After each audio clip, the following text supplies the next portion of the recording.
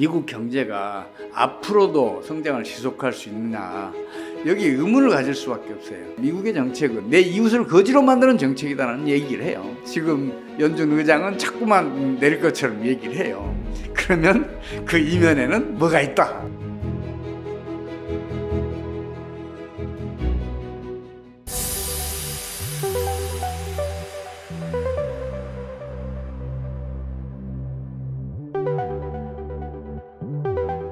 저는 21세기 경제학 연구소장입니다. 반갑습니다. 미국 경제 지금 좋죠. 성장률 3% 넘어가 있고, 소비자 물가 상승률은 이제 2%대로 떨어지기 직전이고, 또 그 실업률도 지금 3% 초반대라서 거의 완전 고용에 가깝고, 주가 지수는 한때 4만을 넘어서면서 사상 최고 기록을 갱신했고 등등 모든 경제 지표가 호조를 가르치고 있잖아요. 근데 과연 이게 얼마나 지속 가능하냐, 여기에 대해서 의문을 가지고 있는 거예요. 지금 사실은 현재 미국 경제의 호황은 다른 나라들의 희생 위에 쌓아놓은 탑이에요. 세계 경제를 보더라도 지금 유럽 경제 같은 경우에는 이제 선진국 중심으로 보면 지난해 하반기부터 대부분 경기 하강이 굉장히 빠르게 돼 있었고, 독일 같은 경우는 2분기 이상 마이너스 성장했어요. 프랑스도 4분기는 마이너스 성장으로 돌아섰고, 영국도 마찬가지고, 그래서 지금 그 일본 역시 마찬가지고 우리나라도 지금 좀 많이 심각하잖아요. 지난해 연간 성장률이 1.4%밖에 안 되니까 이런 등등 세계적인 주요 국가들은 경기 부진이 아주 심각해요. 이제 미국 경제 정책 탓인데 어떻든 간에 다른 나라들이 지금 어렵잖아요. 그러면 과연 미국 경제가 앞으로도 성장을 지속할 수 있느냐, 여기 의문을 가질 수밖에 없어요. 다른 나라 상황이 어렵잖아요. 그래서 그 부메랑을 맞지 않을까 싶어요. 그래서 그 부메랑을 맞고 올해부터는 경기가 하강으로 돌아설 수도 있다, 이렇게 보고 있어요. 실제로 그런 게 나타나고 있잖아요. 중국 경제가 워낙 지금 안 좋아지니까 테슬라, 애플 타격을 심하게 받았죠. 미국의 주요 기업들도 다른 여러 나라들이 어려워지면 같이 어려워질 수밖에 없지 않나, 이렇게 저는 보고 있어요. 그래서 1분기는 모르지만 2분기, 3분기부터는 경기가 빠르게 하강할 것으로 저는 보고 있어요. 그래서 올해 전망 별로 밝지 않다, 오히려 어둡다, 저는 이렇게 보고 있습니다. 역사적인 기록을 보면 지금 사실 거품이 엄청 심하고 상업용 부동산은 진즉 좀 붕괴됐어도 지나치지 않다, 이렇게 말씀드릴 수가 있는데 잘 버티고 있어요.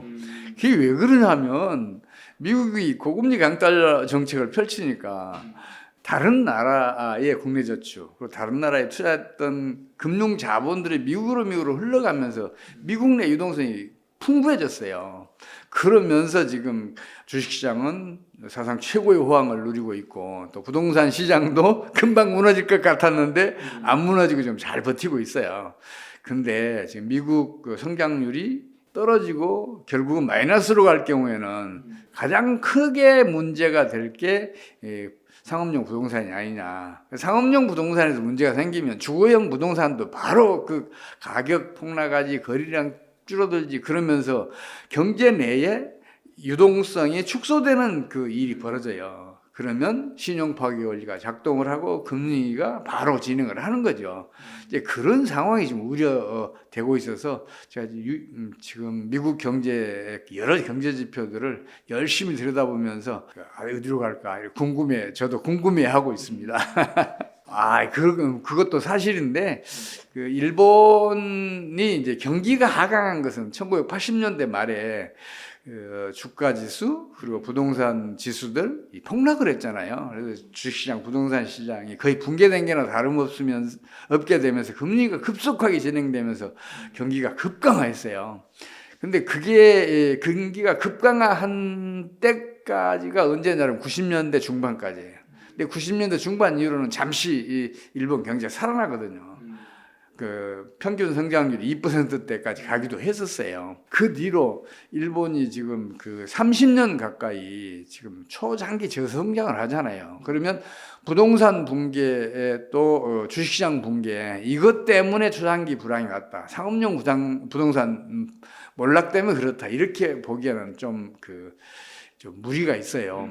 오히려 제가 봤을 때는 과도한 경상수지 흑자가 지금과 같은 초장기 경기 부진을 불러왔지 않느냐, 저는 그렇게 분석하고 있어요.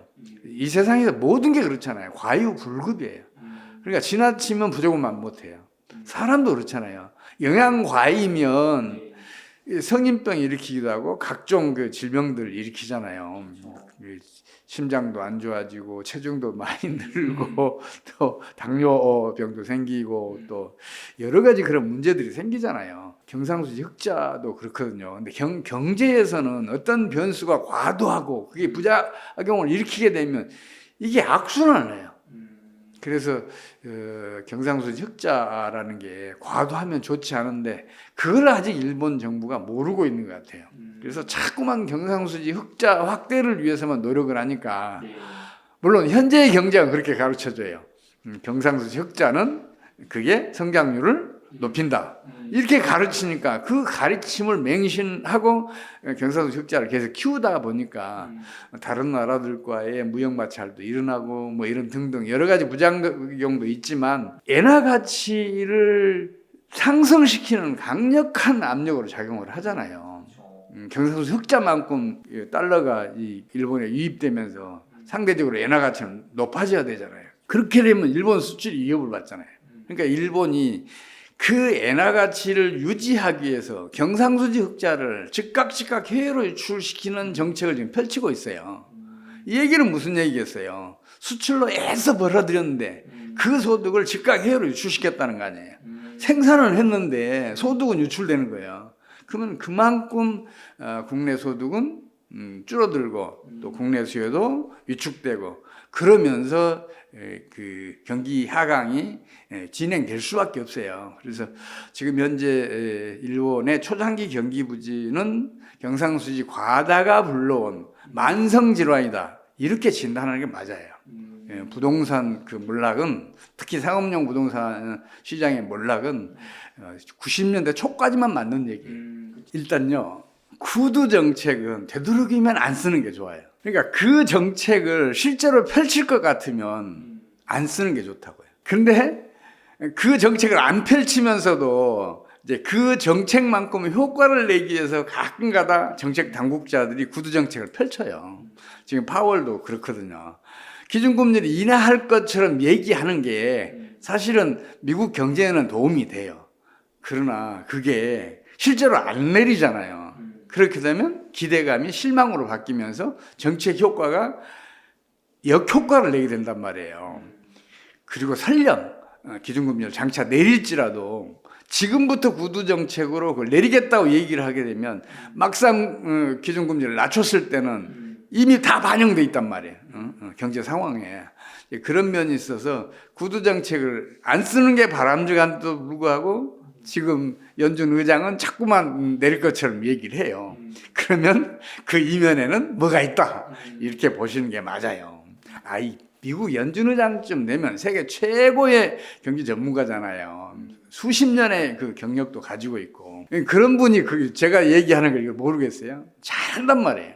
그럼에도 불구하고 그러고 있다는 거는 그 이면에 뭔가 숨겨진 게 있다. 이걸 좀 보셔야 돼요. 네, 그걸 알기 위해서는 조금 그 시간을 거슬러서 올라가야 돼요. 2022년 상반기에 미국 국내 경기가 빠르게 하강해요. 1분기 성장률이 마이너스 1.6%였어요. 2분기 성장률도 마이너스 0.6%였어요. 이렇게 이제 2분기 이상 마이너스 성장을 하게 되면 이제 미국에서는 리세션이라는 용어를 써요. 국내에서는 이제 경기 침체라고 하기도 경기 후퇴라고도 이렇게 부르기도 하는데 어떻든 간에 2분기 이상 그 마이너스 성장할 때만 리세션이라는 용어를 써요. 리세션이 그때 벌어졌어요. 근데 이 리세션은 금융위기가 진행되지 않으면 안 일어나요. 금융위기가 진행되면서 신용 파괴가 작동을 해야 돼요. 그러면서 신용 승수배만큼 경제 내의 유동성이 수축돼야 경기 후퇴가 그렇게 빠르게 진행돼. 우리 몸도 그렇잖아요. 피가 갑자기 10% 20% 밖으로 빠져나가잖아요. 그리고 사람 잘못 죽잖아요. 그런 경우에 우리 몸에 이상이 먼저 오잖아요.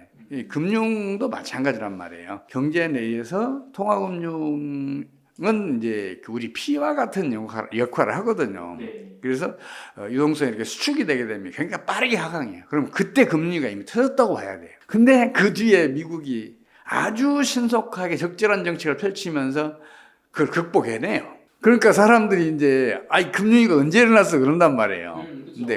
근데 벌써 그때 금융위기는 이미 터졌었어요. 경기가 그렇게 빠르게 하강하니까 미국이 3월부터 빅스텝, 자이언트 스텝 이거 많이 들어보셨잖아요. 네. 0.5%, 0.75% 기준금리를 팍팍 올리잖아요. 통상적으로 0.25%씩 올리거나 내리거든요.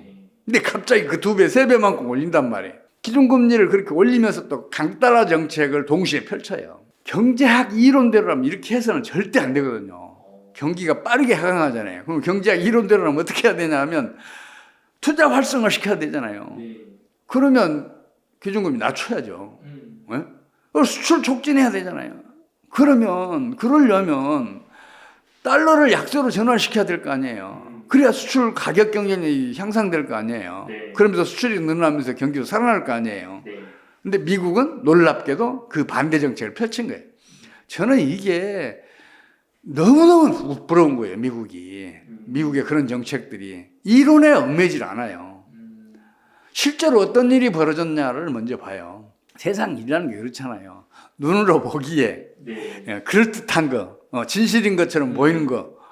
이게 진짜로 진실이면 마술이 어디 있겠어요. 우리가 듣기에 사실인 것처럼 보이는 게 진짜로 사실이면 세상에 사기꾼은 없어요. 그렇잖아요.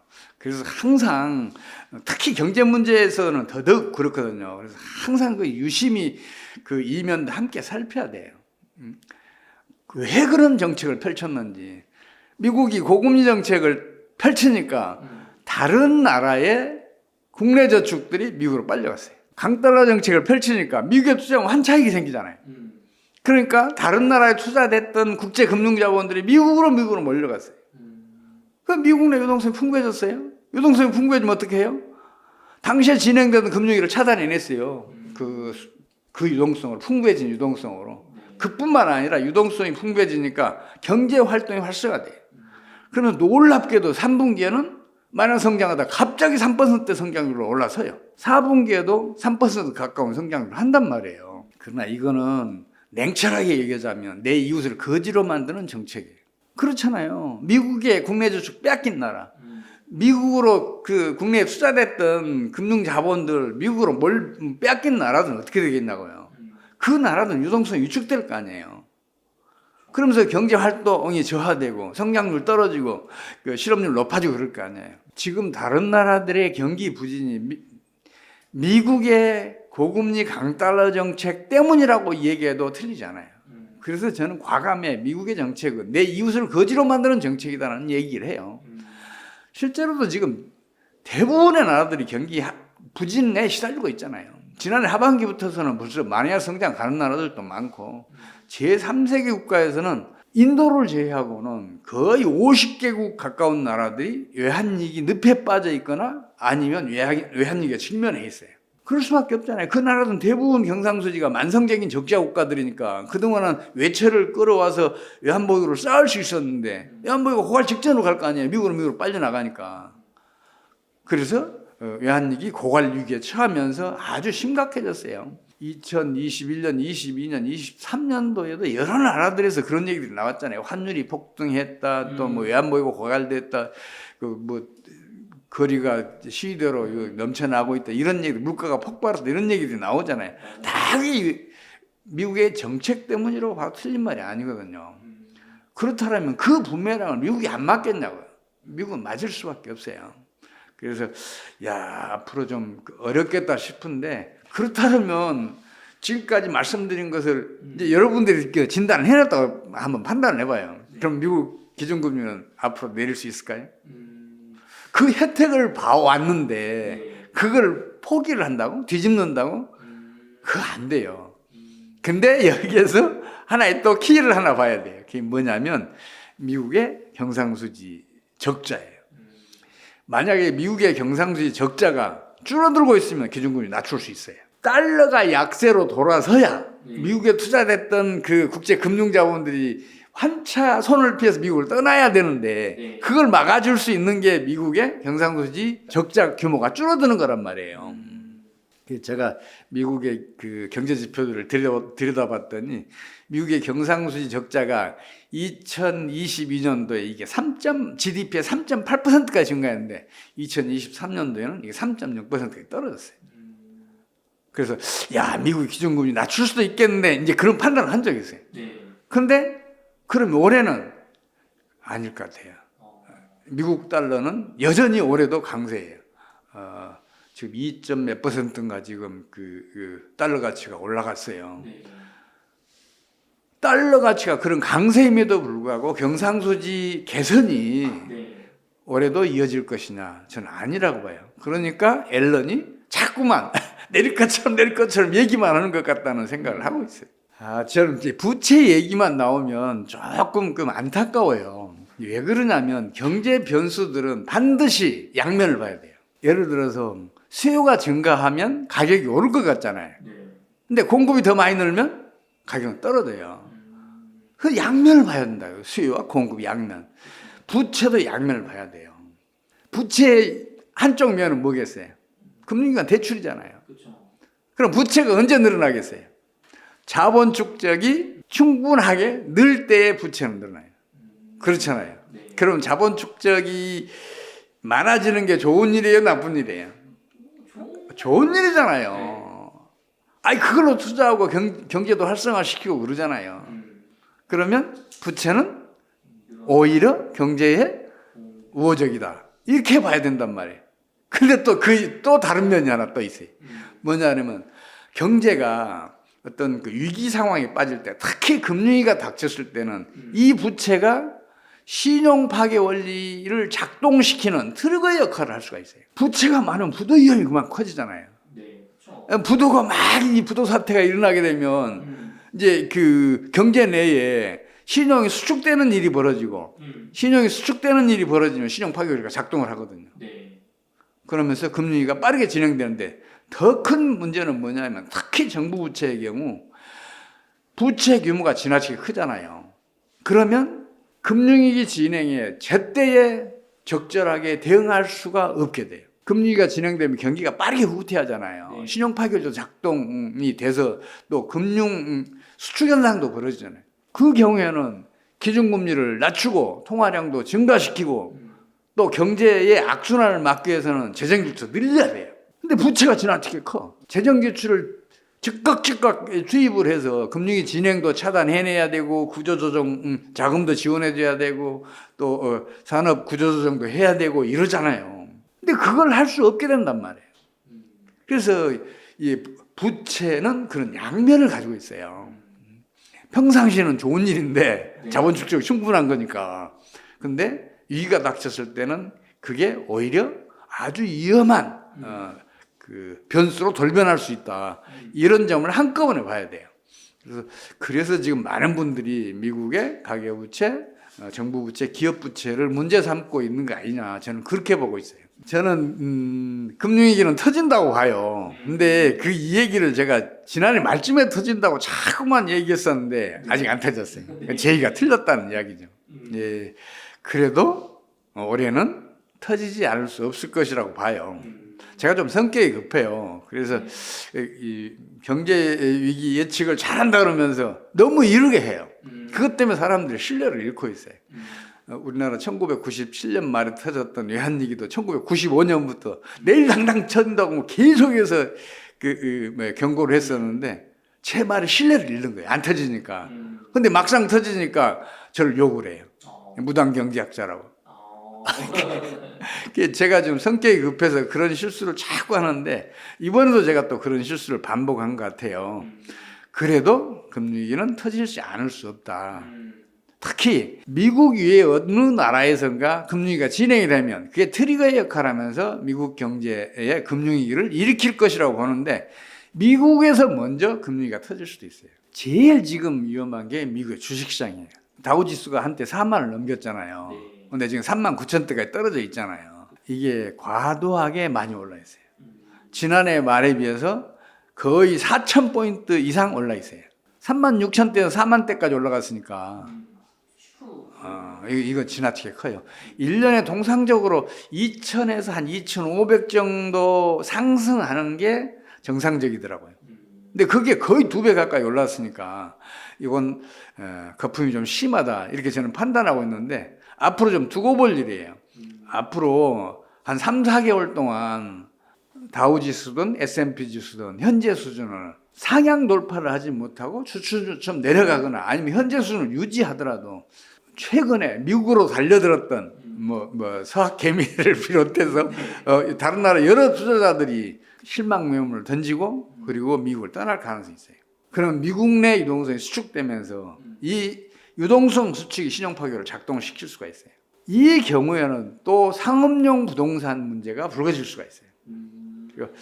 미국 금융기관 중에서 상업용 부동산을 가지고 있고 미국 채권들 이런 걸 많이 가지고 있는 회사들부터 어느 한 곳에선가 부도 위기설이 돌기 시작하면 그러면 연쇄적인 자금 인출 이런 일이 벌어질 수 있겠다. 뱅크런이 일어나게 되면 그때는 대책이 없을 것도 같다 하는 생각을 해요. 물론 지난해 3월 같은 경우에 몇몇 은행들이 줄지어 파산하면서 금리가 진행됐었는데 미국 정부가 예금 전액 보장하겠다. 맞아요. 과감하게 그런 선언을 하면서 막아냈는데 그런 약발은 대체적으로 한 번 통해요.